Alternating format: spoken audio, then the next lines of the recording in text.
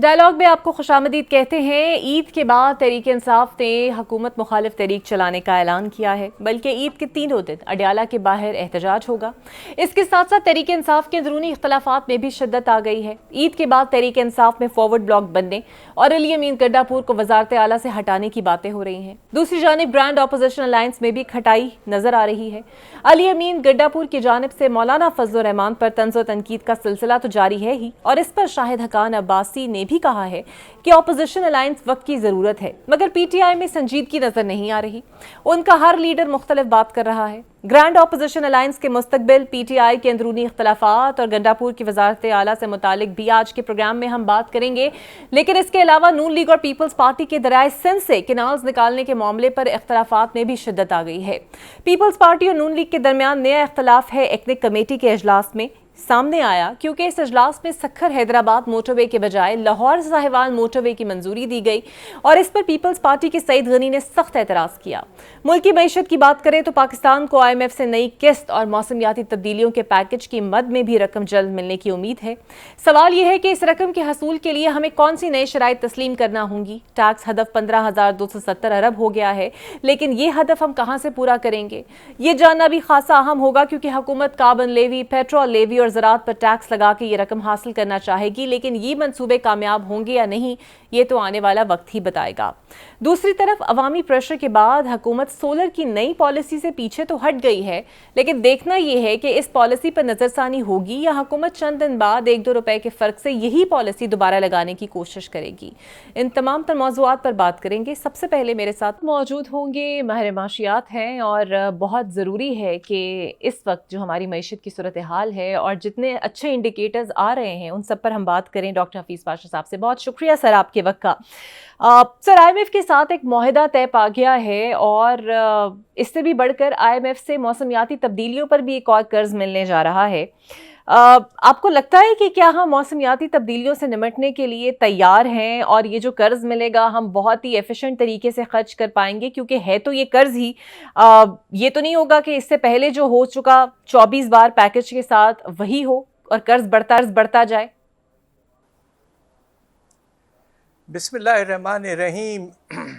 I am F کے ساتھ جو ہمارا اسٹاف لون اگریمنٹ پہلے ریویو میں ہوا ہے، یقیناً یہ ایک نمایاں طور پر کامیابی ہے، اس لیے کہ پاکستان نے بہت سے کمٹمنٹس کیے تھے، بہت سے ٹارگٹس تھے، اور اللہ کا فضل ہے کہ اس مرتبہ ہم آگے بڑھ رہے ہیں آئی ایم ایف پروگرام کے ساتھ۔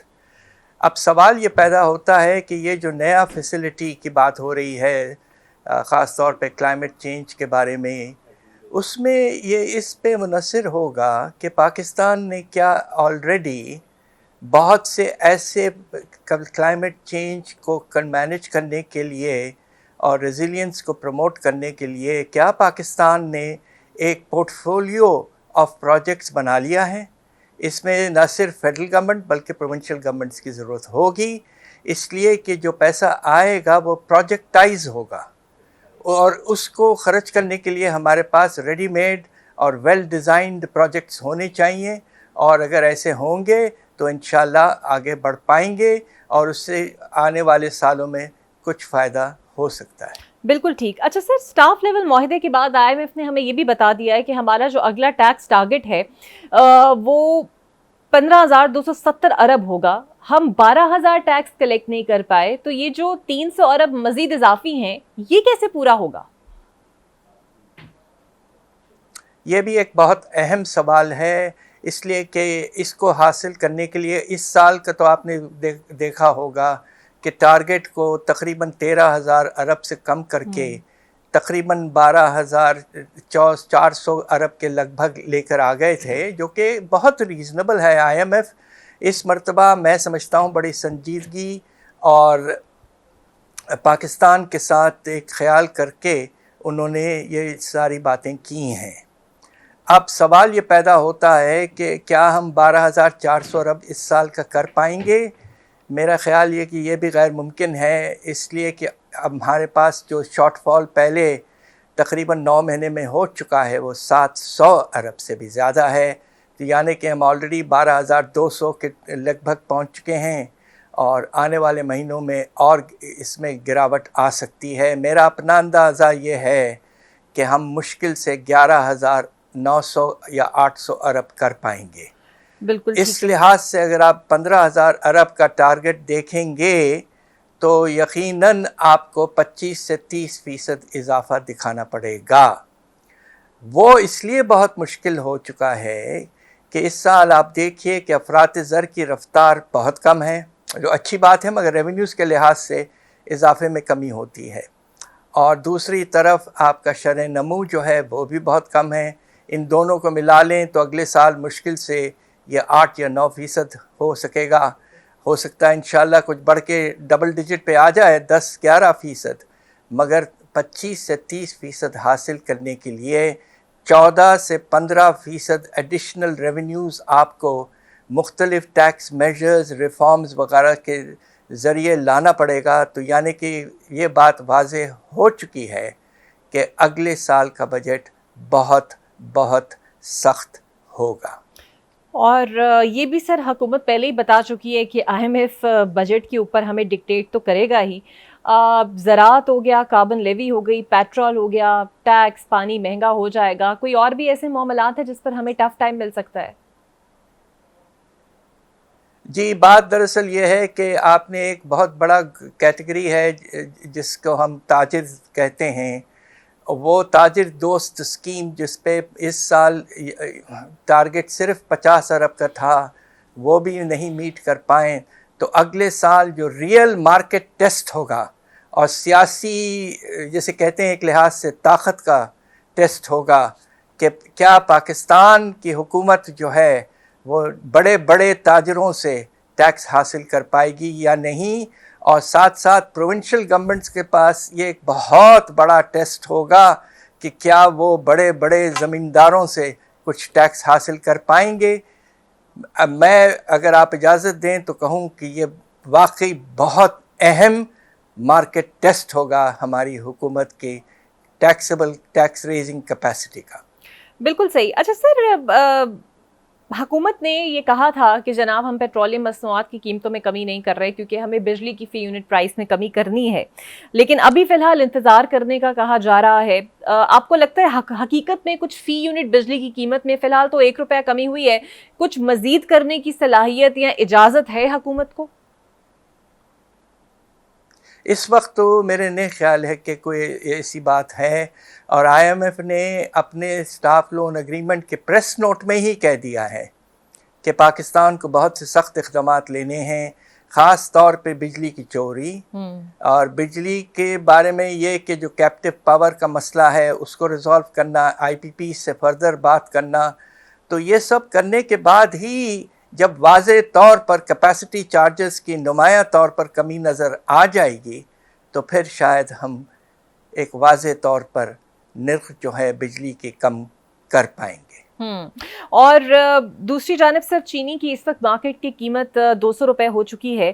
چینی کی ایکسپورٹ کی اجازت جس وقت دی جاتی ہے تب ہم لوگ چیخ چیخ کر اس خدشے کا اظہار کر رہے ہوتے ہیں کہ جناب چینی کا بحران پیدا ہو جائے گا، ایسا مت کریں. لیکن ہر دور میں چاہے وہ چینی ہو چاہے وہ گندم ہو، غلط پلاننگ کی وجہ سے یہ بحران ہمیں دیکھنا پڑتا ہے. کوئی مستقل پالیسی نہیں بنتی. آپ کی نظر میں اس کا قصوروار کون ہے؟ بات دراصل یہ ہے کہ چینی ہمارے ایکسپورٹس کا ایک نمایاں آئٹم نہیں ہے، اور جب آپ ایکسپورٹ کرنے کا سوچتے ہیں تو اس کی وجہ یہ ہے کہ ماشاءاللہ ہمارے جو شوگر کے جو مینوفیکچررز ہیں وہ ایک بہت اسٹرانگ لابی ہے اور انہوں نے اپنے لیے بہت سے مراد حاصل کر چکے ہیں. پاکستان کو شوگر کی مینوفیکچرنگ اس لیے بھی ایک طرح سے بہت پریشان کن ہو چکی ہے، اس لیے کہ شوگر کین کی پروڈکشن میں پانی بے تحاشا استعمال ہوتا ہے اور پاکستان کے پاس پانی کی کمی ہونا شروع ہو چکی ہے. تو with all due respect, sugar should be limited in production and instead we should be diverting more and more land to کپاس، particularly cotton جو ہماری لائف لائن موجود ہے. لیکن سر آج کی خبر تھی کہ کپاس میں بھی ہمیں خاصا نقصان ہو رہا ہے اور کپاس کے جو کاشتکار ہیں وہ بھی پریشان ہیں کہ ہماری جو پیداوار ہے وہ خاصی کم ہو چکی ہے. آپ کو کیا لگتا ہے کیا اقدامات اب اس پہ کرنے کی ہمیں ضرورت ہے؟ سب سے پہلے دیکھیے IMF کے ساتھ جو بات چیت آپ نے کر کے ایک ایسے چیز پر آپ راضی ہو گئے جو دراصل کمپلیٹلی نامناسب ہے. وہ کیا ہے کہ آپ IMF سے ایگریمنٹ یہ کر دیے کہ ہمارے کسانوں کو ایڈوانس میں سپورٹ یا پروکیورمنٹ پرائس ہم نہیں دیں گے. آپ کو تو پتہ ہے کہ کپاس ایک بہت ہی رسکی کراپ ہے اور اس میں اٹیک ہو سکتے ہیں وغیرہ وغیرہ انسیکٹ. تو اس لیے پاکستان کو کپاس کے فصل کے لیے جس حد تک ہو سکے جو رسک ہے ہمارے کسانوں کی اسے کم کرنا ہے اور کپاس کے لیے ایک واضح طور پر سپورٹ پرائس دینا ہے. اور دوسری طرف آپ کو کوشش یہ بھی کرنا چاہیے کہ کسی طرح سے آپ کم از کم فرٹیلائزر میں کچھ کوشش کر کے واضح طور پر کم از کم جو فاسفیٹ ہے اس کی پرائس میں کچھ کمی کریں. بالکل ٹھیک ہے. یہ سب بہت ضروری ہے اس لیے کہ کپاس ہماری لائف لائن ہے اور کپاس کی پروڈکشن جب ہوتی ہے تو ٹیکسٹائل سیکٹر آگے بڑھتا ہے. اور اس وقت تقریباً 25 سے 30% کمی آئی ہے پروڈکشن میں، تقریباً 3 ملین بیلز کی. یہ بہت ہی زیادہ پریشان کن بات اس وقت ہو چکی ہے. بالکل ٹھیک ہے. اچھا ڈاکٹر صاحب، نئی سولر پالیسی پر حکومت نے جو یو ٹرن لیا ہے، آپ کو لگتا ہے یہ صرف عوامی پریشر پر ایک وقتی فیصلہ ہے یا واقعی کچھ اس پہ کنسیڈریشن کر کچھ نظر ثانی ہوگی؟ اور حکومت کے پاس ایسا کیا آپشن ہے کہ چلیں 10 کے بجائے 12 یا 13 روپے میں یونٹ خرید لیا جائے، یا آپ کی نظر میں کچھ اور راستہ بھی ہو سکتا ہے؟ دیکھیے بات یہ ہے کہ ہمارے انٹرسٹ میں یہ ہے کہ سولر انرجی کو ہم پورے طور پر سپورٹ کریں. اس کی کیا وجہ ہے؟ سولر انرجی کی وجہ سے آپ کو fuel requirements for power generation کی ضرورت نہیں پڑتی ہے اور اس سے نمایاں طور پر آپ کے فارن ایکسچینج میں سیونگ ہوتی ہے. اور اس میں خوبی یہ ہے کہ لوگ خود اپنے پیسے لگاتے ہیں، انویسٹمنٹ خود کرتے ہیں. اس سے بڑی بات کیا ہو سکتی ہے؟ مسئلہ یہ ہے کہ آپ کے IPPs نے پریشان کر رکھا ہے. یہ ایک اتنا پاورفل لابی ہے اور ان کے پاس اتنا ون سائیڈڈ ایک ایگریمنٹ ہے کہ ان کو خوش کرنے کے لیے ہمیں ایک جو نمایاں طور پر اچھی چیز ہے یعنی کہ سولار انرجی، اس کو بھی سیکریفائس کرنا پڑ رہا ہے. یہ دراصل نامناسب ہے. ہمیں پورے طور پر جس حد تک ہو سکے، ساری دنیا بھر میں یہ ٹرینڈ چل رہا ہے سولار کی طرف، ہمیں بھی آگے بڑھنا چاہیے. اچھا سر، پچھلے دنوں آپ کی نظر میں ہوگا یہ معاملہ کہ وفاقی کابینہ میں جتنے بھی شامل وزراء تھے، مشیران تھے، ان کی تنخواہوں میں اضافہ کیا گیا، لیکن تنخواہ دار طبقے پر بوجھ کا اعتراف تو ہوتا ہے لیکن فوری ریلیف سے معذرت کر لی گئی. آپ کو نہیں لگتا یہ دوہرا رویہ ہے جہاں پر حکومت اپنے وزراء کے لیے، مشیران کے لیے تنخواہیں تو بڑھا دیتی ہے، لیکن جب تنخواہ دار طبقے کی بات آئے تو ٹیکس ہدف بڑھ چکا ہے لیکن ان کے لیے کوئی ریلیف نہیں ہے؟ یہ آپ بالکل مناسب بات کر رہی ہیں. دیکھیے ان حالات میں جب پاکستان کو اپنے خرچوں کو نمایاں طور پر کم کرنا ہے تاکہ ٹیکس کے بوجھ بڑھانے کی اتنی زیادہ ضرورت نہ پڑے، یہ حیرت انگیز بات ہے کہ اس حکومت نے نہ صرف تقریباً 2 گنا کر دیا ہے منسٹرز کو، مگر ساتھ ساتھ تقریباً ان کی تنخواہ 3 گنا کر دی ہے. یہ حیرت انگیز چیز ہے. ایسا کبھی ہوا نہیں پاکستان میں کہ اتنا بڑا اضافہ ایک وقت پہ دیا گیا ہو. یہ سب with all due respects to the government completely نامناسب اور اس وقت wrong signals send کر رہا ہے. یہاں آپ کو تو سن کے حیرت ہوگی کہ سب سے بڑا انکریز جو ہوا ہے انکم ٹیکس کے ریونیوز میں، وہ سیلری پہ جو ٹیکسز لگ رہے ہیں اس میں ہوا ہے. تو یعنی کہ ہمارا جو اپر مڈل کلاس اور مڈل کلاس طبقہ جو ہے، جن کی آمدنی 6 لاکھ روپے سے زیادہ ہے سالانہ، وہ بوجھ بہت سنبھال رہے ہیں اور they have acted as a backbone for the tax revenues to increase by almost 25 to 30%.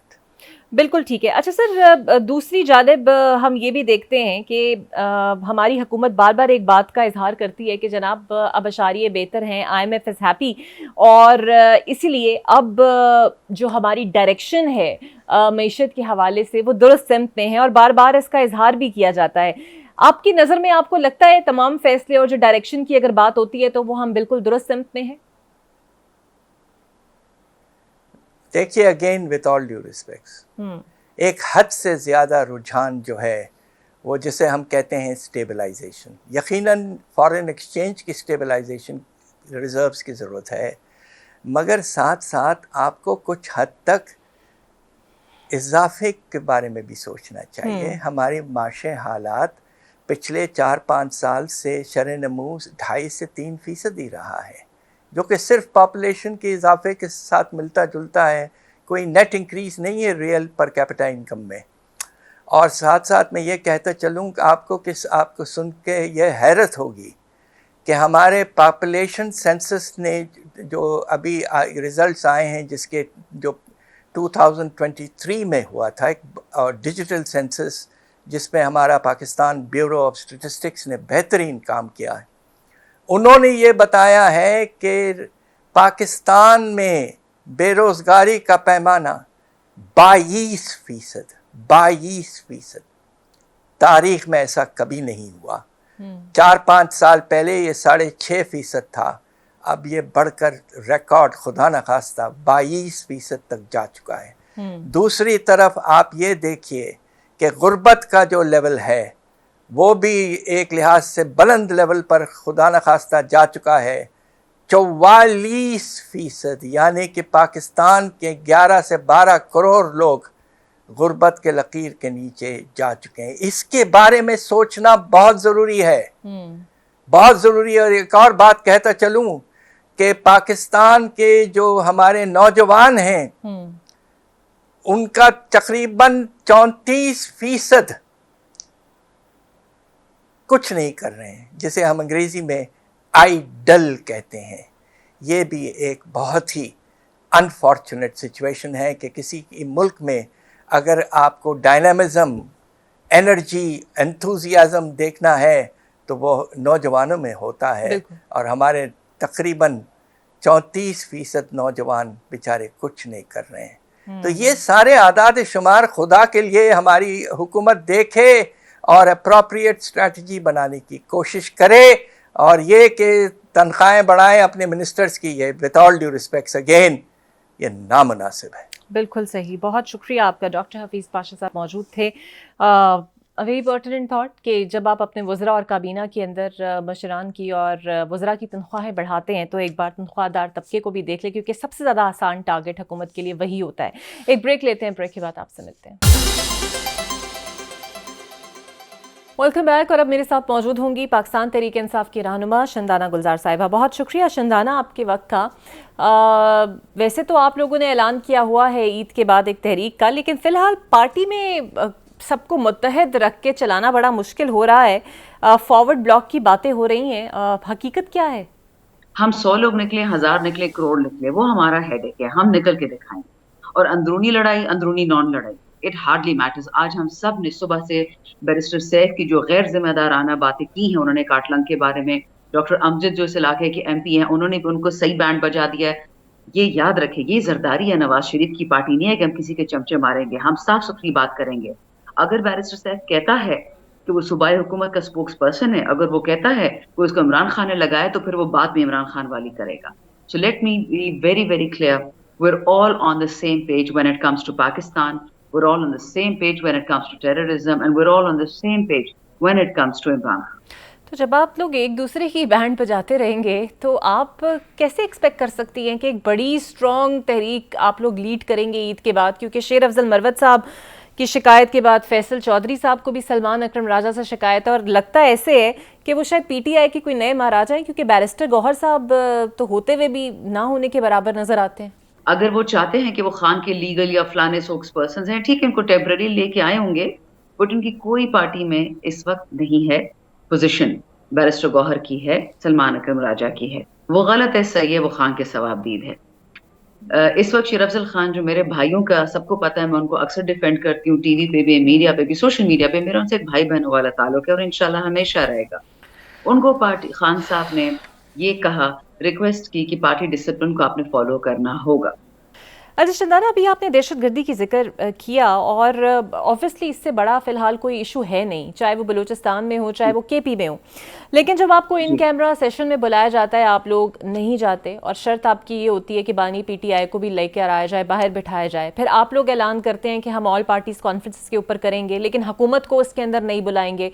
फिर बिलावल भुट्टो साहब पेशकश करते हैं जनाब कि आपके लिए वो सालिस बनने को तैयार हैं, हुकूमत और पीटीआई के दरमियान उससे भी आप लोग खदशात का इजहार करते हैं। तो सीरियस तो आप लोग भी नज़र नहीं आते ना, क्योंकि आप लोग भी तो शरायत आयत करते हैं कि बानी को पहले बिठाया जाए उसके बाद हम इसके ऊपर आएंगे। जब स्पीकर नेशनल असेंबली ने, जब पीडीएम ने हमारे जलसे रुकवाने होते हैं तो उस सुबह 4 बजे भी जलसा गाह के लिए अडियाला खुल जाता है, सुबह 6 बजे भी अडियाला खुल जाता है, सुबह 8 बजे भी अडियाला खुल जाता है। जब इतनी ही इम्पोर्टेंट मीटिंग थी फॉर्म 47 की हुकूमत के लिए, कौमी सलामती काउंसिल, सो क्यों अडियाला उस सुबह नहीं खुला?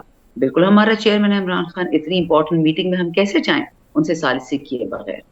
मुझ पे इस वक्त 30 पर्चे हैं, एंटी टेरर के, डिजिटल टेररिज्म के, पैका के अंदर। तो मुझसे क्या बात करनी है कौमी सलामती काउंसिल में, या जुनेद से क्या बात करनी है, क्या बात करनी है, या गौहर उमर यूब से क्या बात करनी है?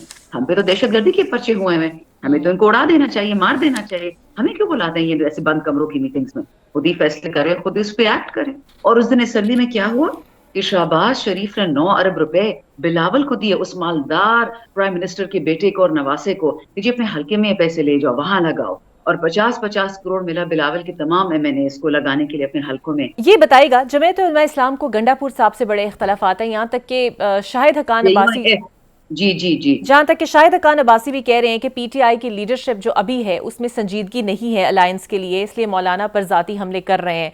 आपको लगता है कि गंडापुर साहब ही अलायंस में एक बड़ी रुकावट है? देखिए, अलायंस बन चुकी है। यह है तहरीक तहफ़्फ़ुज़ आईन पाकिस्तान, नॉट तहरीक तहफ़्फ़ुज़ आईन पीटीआई और इमरान खान। जो बंदा इस अलायंस में चलेगा वो अपना फायदा करेगा, पाकिस्तान का फायदा करेगा। जो नहीं चलेगा, जिस भी वजूहात की वजह से, वो अपना नुकसान करेगा, पाकिस्तान का नुकसान करेगा।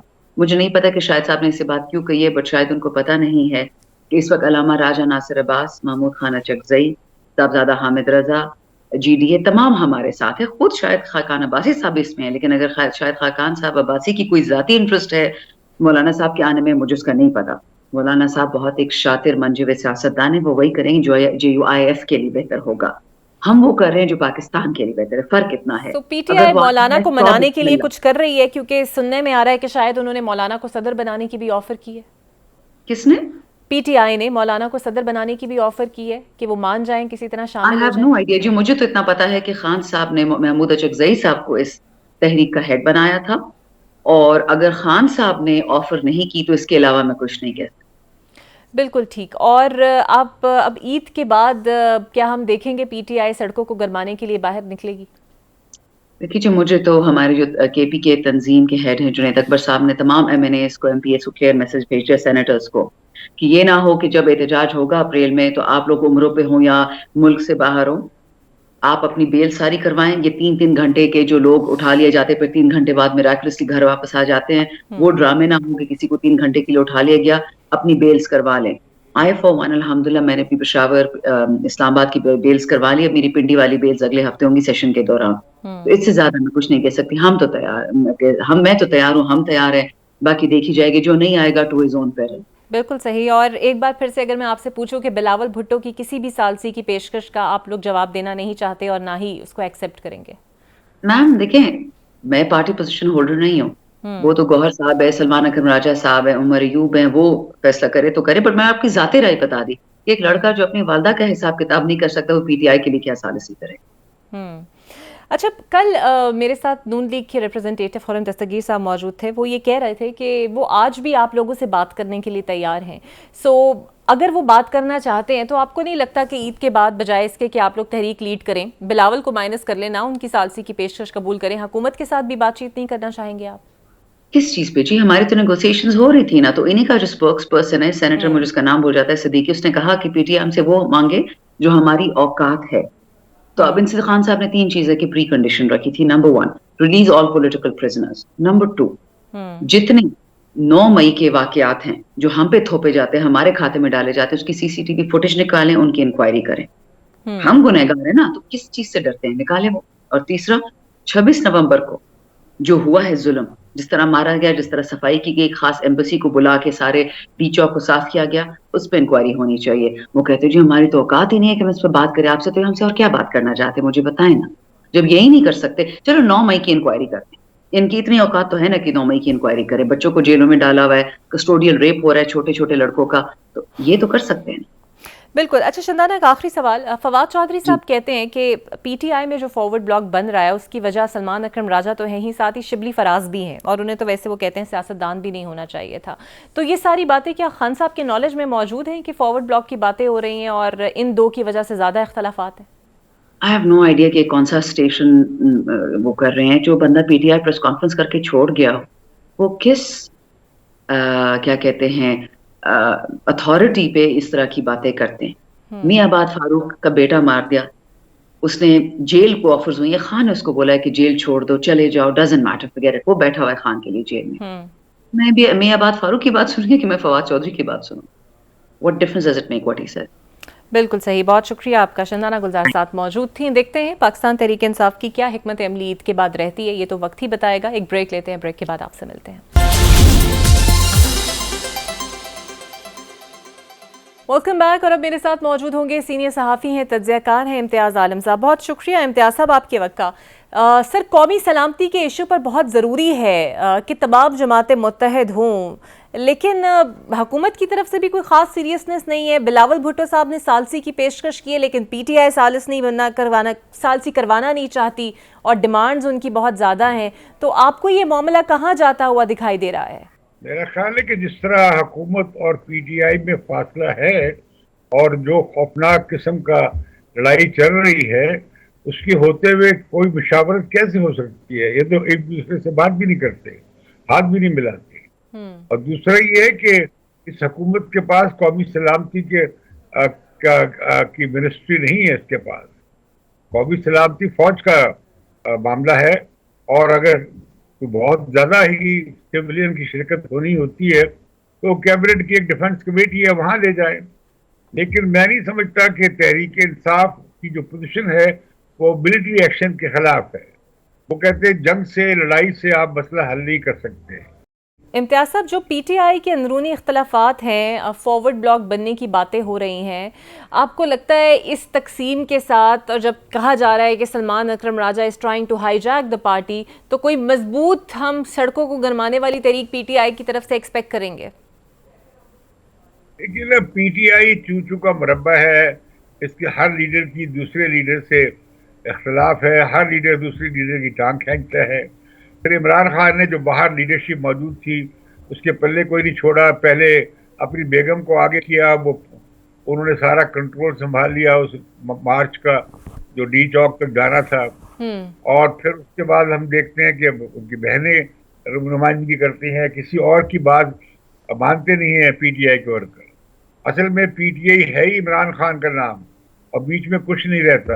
عمران خان یا اس کے چاہنے والے عوام, وہ ان کا ہیرو ہے, اور عوام کا اور اس کا براہ راست ایک بڑا مضبوط رشتہ ہے جو ٹوٹا نہیں ہے ابھی تک. ٹھیک ہے. البتہ یہ ہے کہ جو لیڈرز ہیں ان کے پلے کچھ چھوڑا نہیں ہے, وہ کوئی فیصلہ کر ہی نہیں سکتے ہیں. اس طرح پارٹیاں نہیں چلتی جس طرح عمران خان چلا رہے ہیں. انہیں اپنی باہر موجود پارٹی کو اختیار دینا پڑے گا. وہ منتخب ہوئے ہیں, اگر نہیں ہوئے ہیں تو آپ پراپر الیکشن کروا لیں. عمران خان اس کے پھر بھی تا حیات قائد رہیں گے ہی تحریک انصاف کے, جیسے کہ ہماری روایت ہے اس ملک کی. تو میں سمجھتا ہوں کہ یہ جو ان اختلافات کا کوئی زیادہ فرق نہیں پڑنا ہے, کیونکہ کال تو عمران خان نے دینی ہے. عمران خان نے کال دیں گے تو ان کا ریک اینڈ فائل متحرک ہو جاتا ہے. اور سر, علی امین گڈا پور کے جانے کی جو باتیں ہو رہی ہیں کہ عید کے بعد شاید وہ بھی فارغ ہو جائیں, کیونکہ وہ مولانا پر بھی بڑے سخت حملے کرتے ہیں, اور مولانا اسی لیے شاید الائنس کا حصہ بھی بننا نہیں چاہتے. آپ کو لگتا ہے کہ گڈا پور صاحب بھی ایک بڑی رکاوٹ ہے اپوزیشن الائنس بننے میں؟ میرا نہیں خیال, اس لیے کہ میں سمجھتا ہوں کہ مولانا فضل الرحمان کا اور عمران خان کے درمیان بہت فاصلہ ہے. جو عمران خان ان کے خلاف زبان استعمال کرتے رہے وہ بڑے زخم ہیں. اور پھر یہ ہے کہ پی ٹی آئی اور جے یو آئی یہ پختونخوا میں ان کا کانفلکٹ آف انٹرسٹ ہے, یہ مقابلے کی پارٹیاں ہیں. آپ کو یاد ہوگا کہ جب لوکل گورنمنٹ کے الیکشن ہوئے تھے تو پہلا راؤنڈ مولانا فضل الرحمان کی جماعت نے جیتا تھا. تو وہ وہاں پہ یہ بات وہ یہ جو ہے پینڈولم بدل سکتا ہے. تو لہذا فضل الرحمان کیوں ان کی دم بنیں گے؟ اور پھر جب کہ یہ بھی پتہ نہیں ہے کہ عمران خان کب کیا بات کر دیں. اور ویسے بھی پی ڈی ایم کے بعد مولانا کو بہت دھچکا لگا ہے ان کے تجربے کا کہ وہ جو شریف خاندان تھا وہ لے اڑا انہیں بیچ میں چھوڑ کرا کے پیپلز پارٹی سے انہوں نے ڈیل کر لی ہے. وہ پیپلز پارٹی کو بھی دیوار سے لگا رہے ہیں، حالانکہ وہ مین پارٹی نہیں ہے قومی اسمبلی میں، لیکن اس طرح سلسلہ چل رہا ہے، طاقت کے زور پہ چل رہا ہے.